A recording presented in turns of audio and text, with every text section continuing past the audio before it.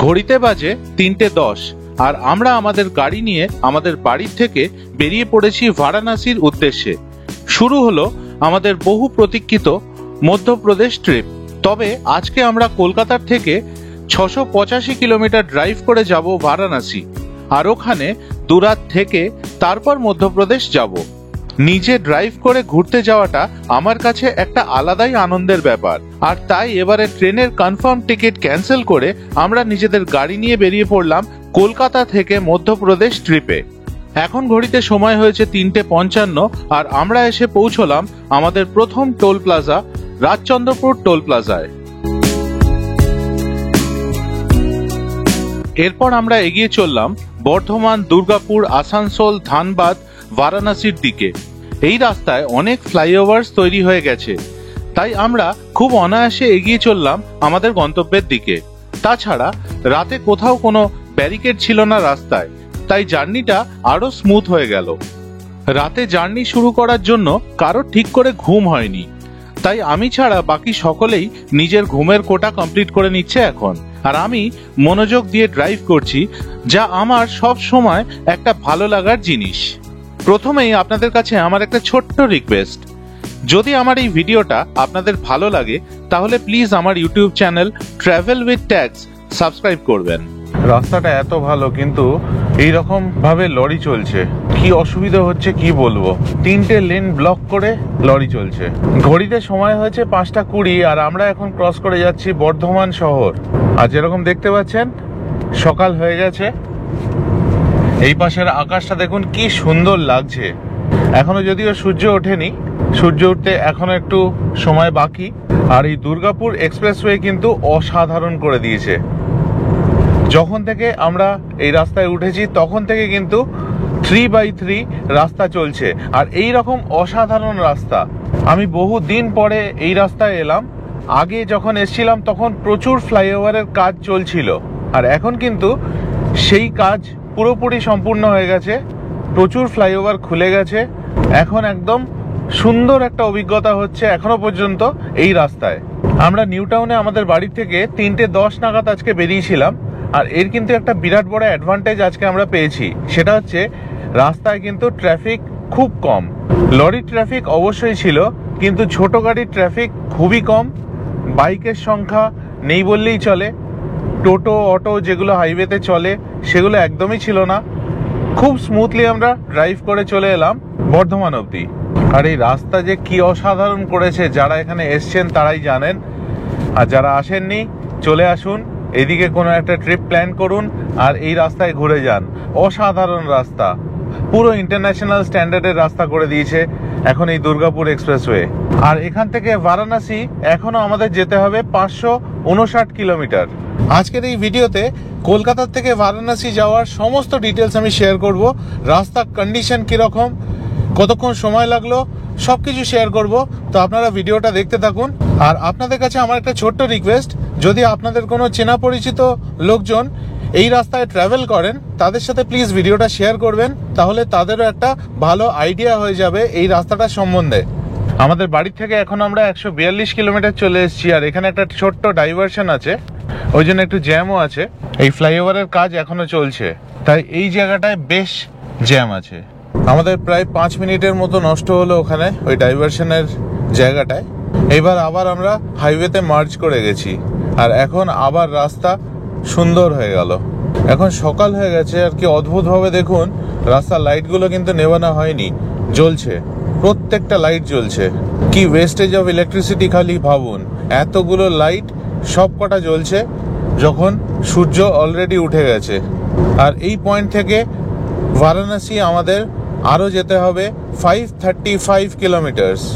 ঘড়িতে সময় হয়েছে 6:15 আর আমরা এখন ক্রস করে যাচ্ছি পানাগড় বাইপাস। আগেরবার যখন এখান দিয়ে গিয়েছিলাম তখন রাস্তার কন্ডিশন কিন্তু ভালো ছিল, এখনো ভালোই আছে, কিন্তু কিছু কিছু জায়গায় বেশ প্যাচ ওয়ার্ক দেখা দিয়েছে, একটা বাম্পি রাইড হচ্ছে। আর এখান থেকে দুর্গাপুর আর 21 কিলোমিটার বাকি। পানাগড় বাইপাসেই এখন আমরা আছি, আর এই জায়গাটায় কিন্তু আবার রাস্তাটা বেশ ভালো হয়ে গেল। এক্ষুনি আমি একটা টোল প্লাজা ক্রস করলাম, সেখানে অ্যাকচুয়ালি আমাকে দিতে হতো 90 টাকা, আর আমি দিলাম 15 টাকা। কি করে বলুন তো? আমি গতকাল ফাস্ট্যাগের অ্যানুয়াল পাস করিয়েছি, যাতে আমায় দিতে হয়েছে 3000 টাকা, আর তার মধ্যে 200 টোল প্লাজা আমি ক্রস করতে পারবো, মানে পার টোল প্লাজা আমায় 15 টাকা করে দিতে হচ্ছে। তো যেহেতু আমি প্রচুর বাইরে যাতায়াত করি, হাইওয়েতে ড্রাইভ করি, তো ওই জন্যে এটা আমার কিন্তু লাভ হলো। আর এই অ্যানুয়াল পাস আমি করেছি রাজমার্গ যাত্রা অ্যাপ থেকে। খুব সিম্পল প্রসেস। ওখানে গিয়ে নিজের ভেহিকল নাম্বারটা দিলাম, ভেরিফিকেশন হলো, তারপরে পেমেন্ট করে দিলাম, আর আমার অ্যানুয়াল পাস ফাস্ট্যাগের অ্যাক্টিভেট হয়ে গেল। আমার কাছে একটা SMS এর মাধ্যমে জানানো হয়ে গেল যে আমার পাস অ্যাক্টিভেট হয়ে গেছে। আর এর জন্য কিন্তু অন্য কোনো ফাস্ট্যাগ এলো না আমার কাছে, এটা যে আমার এক্সিস্টিং ফাস্ট্যাগ আছে তাতেই অ্যাক্টিভেট হয়ে গেল। আর এই ফাস্ট্যাগ অ্যানুয়াল পাস ভ্যালিড থাকবে 1 বছরের জন্য, মানে আমি গতকাল করিয়েছি 25শে সেপ্টেম্বর, আর এটা ভ্যালিড থাকবে 2026-এর 24শে সেপ্টেম্বর অবধি। এবার ধরুন আমার 200টা ট্রিপ এই 1 বছরের অনেক আগেই হয়ে গেল, ধরুন জানুয়ারির মধ্যেই আমার 200টা ট্রিপ হয়ে গেল, তাহলে কিন্তু আমি আবার জানুয়ারি মাসে আরেকটা অ্যানুয়াল পাস কিনতে পারবো না। আমাকে অ্যানুয়াল পাস আবার কিনতে হবে 24শে সেপ্টেম্বর 2026-এর পরেই। আর এই 200 ট্রিপ ইউজ হয়ে গেলে তারপরে নর্মাল যে ফাস্ট্যাগের যেরমভাবে চলতো এতদিন সেইরমভাবেই চলবে। আর ধরুন 1 বছরের মধ্যে আমার 200টা ট্রিপ ইউজ হলো না, ধরুন 50টা ট্রিপ ইউজ হলো, বাকি 150টা যে ট্রিপ আমার পড়ে থাকবে সেগুলো কিন্তু ওয়েস্ট হয়ে যাবে। তো এই ছিল ফাস্ট্যাগ অ্যানুয়াল পাসের তথ্য। যদি ইনফরমেশনটা কাজে লাগে তাহলে ভিডিওটা কিন্তু লাইক করতে ভুলবেন না। ঘড়িতে সময় হয়েছে এখন 7:15, আর আমরা এখন আসানসোল বাইপাস করে চলে যাচ্ছি। এখান থেকে ধানবাদের দূরত্ব হচ্ছে 70 কিলোমিটার। আর কিছুক্ষণের মধ্যেই আমাদের কোথাও একটা থামার ইচ্ছে আছে ব্রেকফাস্টের জন্য।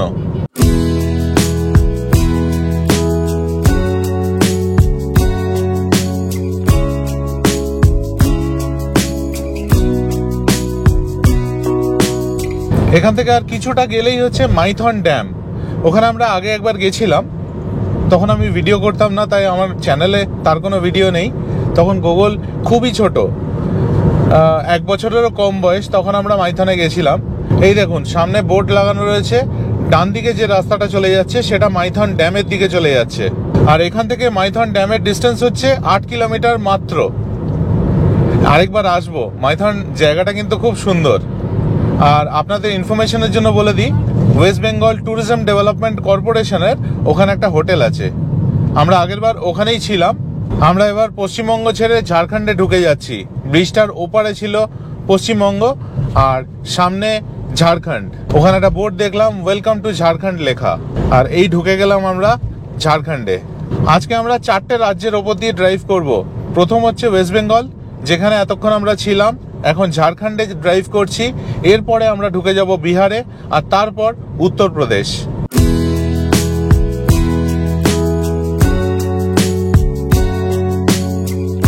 আমরা এদিকে যাচ্ছিলাম বারাণসীর দিকে।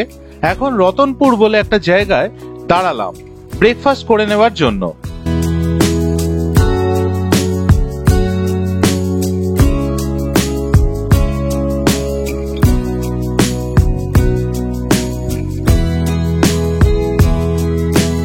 টিনটিন আর গোগল এখানে কিছু খাবে না বলল। আমি আর অনিন্দিতা নিজেদের জন্য নিলাম 2 প্লেট পুরি সবজি। আর এই পুরি সবজি দুর্দান্ত বানিয়েছে, টেস্ট দারুণ। এরপর মাটির ভাঁড়ে গরম চা খেলাম, যা ড্রাইভের মজাটা অনেক গুণ বাড়িয়ে দিল।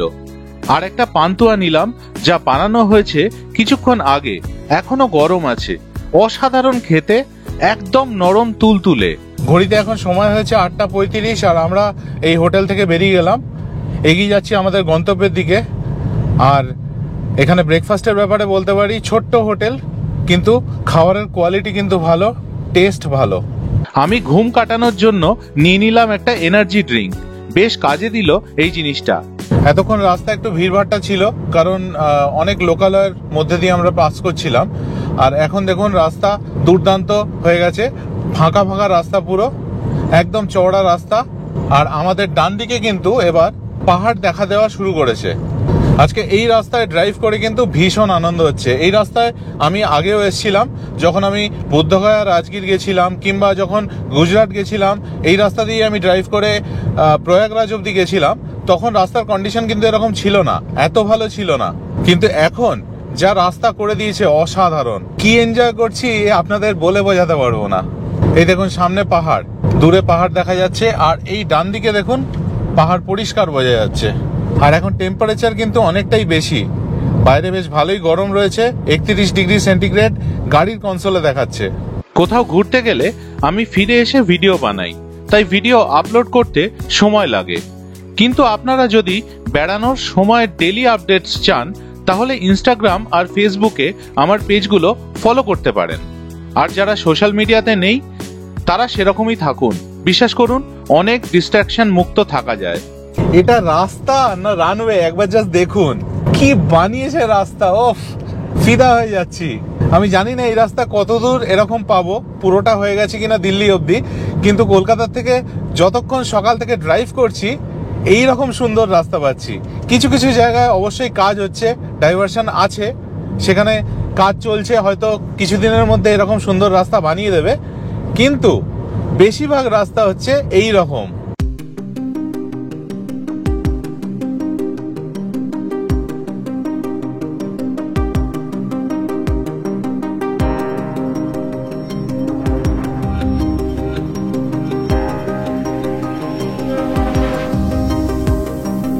আমরা আর কিছুটা এগোতেই আমাদের গাড়ি নিয়ে একটা মাইলস্টোন কভার করলাম, সেটা আপনাদের সাথে শেয়ার করছি।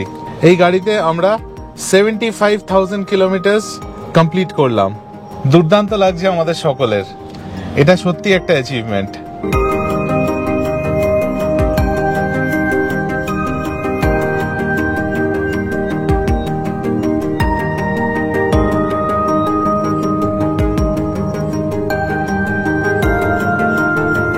এখন ঘড়িতে সময় হয়েছে 10:11, আর আমরা আমাদের বাড়ি থেকে 367 কিলোমিটার চলে এসেছি।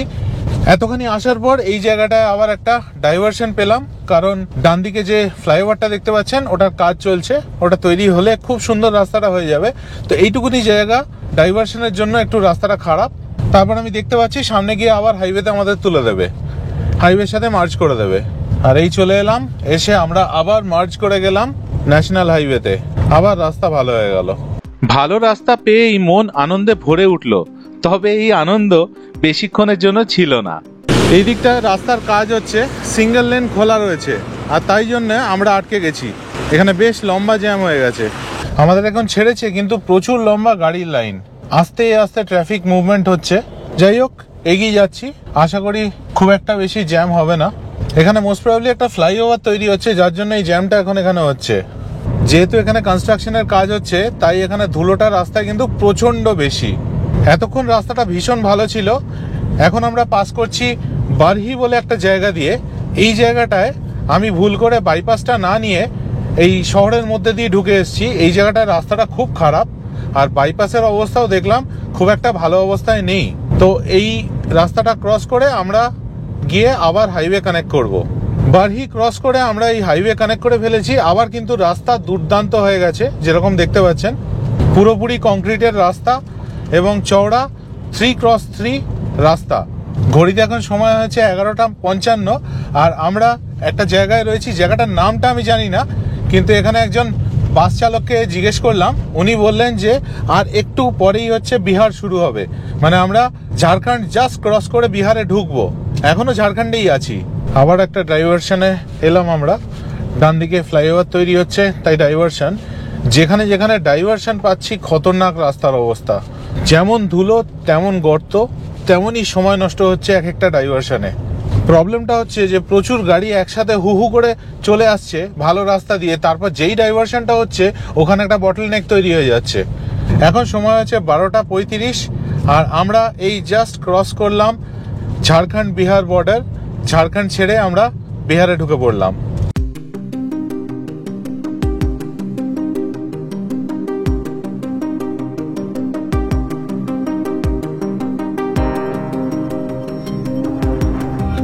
এখন সময় হয়েছে 1:15, আর আমরা পড়ে গেছি বিপদে, কারণ লাঞ্চের কোনো জায়গা পাচ্ছি না।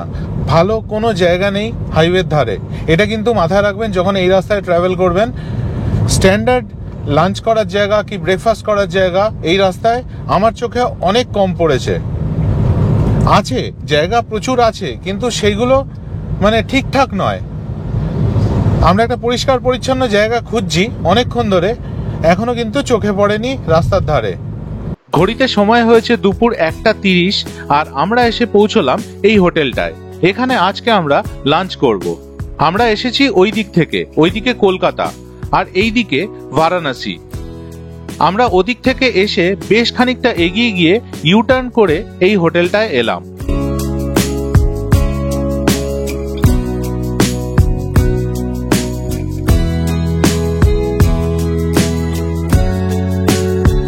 লাঞ্চে আমরা নিয়েছি ভাত, আলু ভাজা, ডাল, পনির মশালা আর 4টে রুটি। পনির মশালা খুব ভালো করেছে, দুর্দান্ত টেস্ট, আর পনিরগুলো ভীষণ নরম, আর রুটিও খুব ভালো করেছে।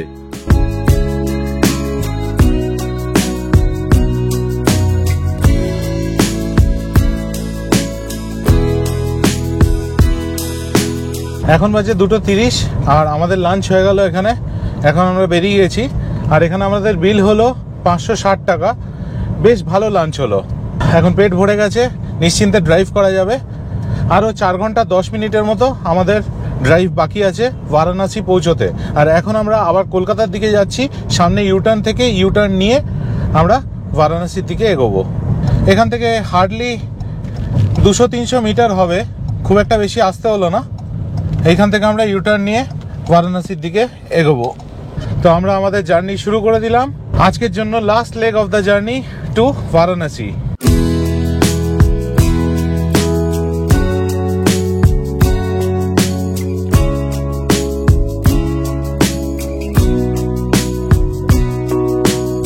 আমরা এখন বিখ্যাত সোন নদী ক্রস করছি। এটা হলো বিশাল একটা নদী। সোন নদীর ওপর এই ব্রিজটা শুরু হয়েছে ঠিকই, কিন্তু এই ব্রিজটার শেষ দেখতে পাচ্ছি না, এতটাই লম্বা নদীর ওপর এই ব্রিজ।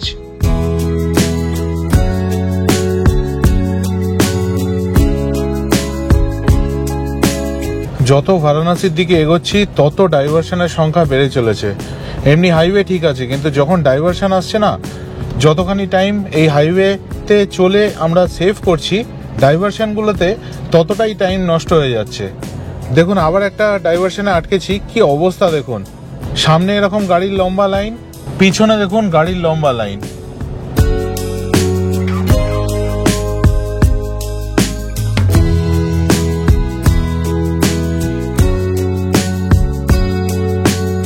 আজকে আমরা 4টে রাজ্যের ওপর দিয়ে ড্রাইভ করছি, কিন্তু সব থেকে বেশি খারাপ রাস্তা আর ডাইভারশন পেয়েছি বিহারের মধ্যে। এই সব খারাপ রাস্তার জন্য আমাদের জার্নি টাইমটা অনেকটাই বেড়ে গেল। এখন সময় হয়েছে 5:30 আর আমরা ঢুকে পড়লাম বিহার ছেড়ে উত্তরপ্রদেশে।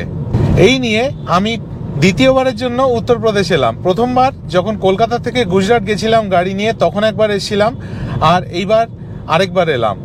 আর অনিন্দিতা, গোগল আর টিনটিন গাড়িতে এই প্রথমবার এলো উত্তরপ্রদেশ। আর এই রাস্তাটা সোজা চলে যাচ্ছে বারাণসী হয়ে প্রয়াগরাজ।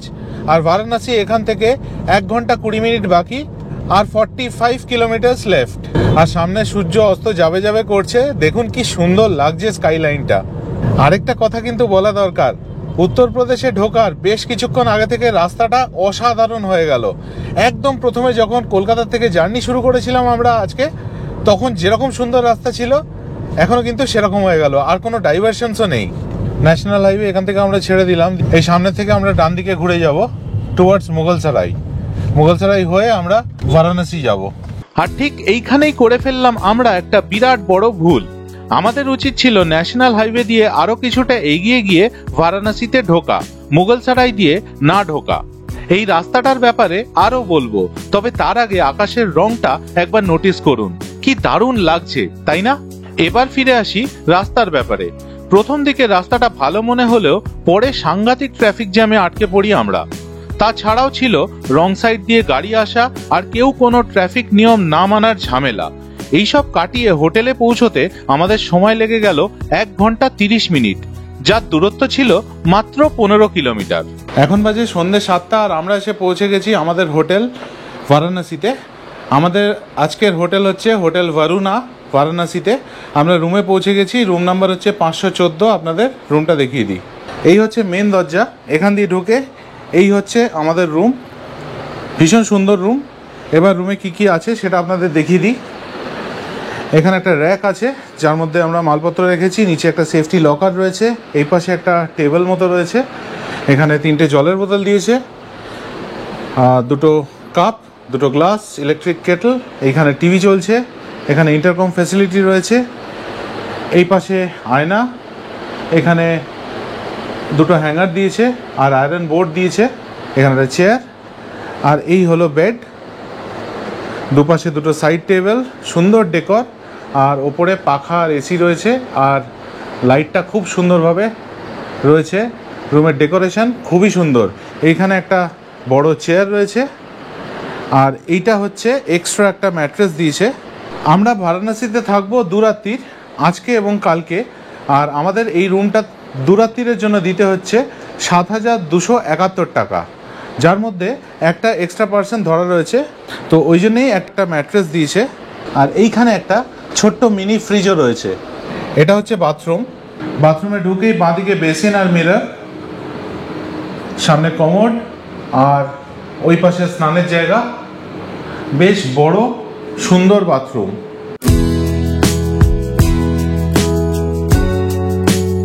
আর এই পাশে একটা বড় জানলা রয়েছে যেখান থেকে সিটি ভিউ আছে।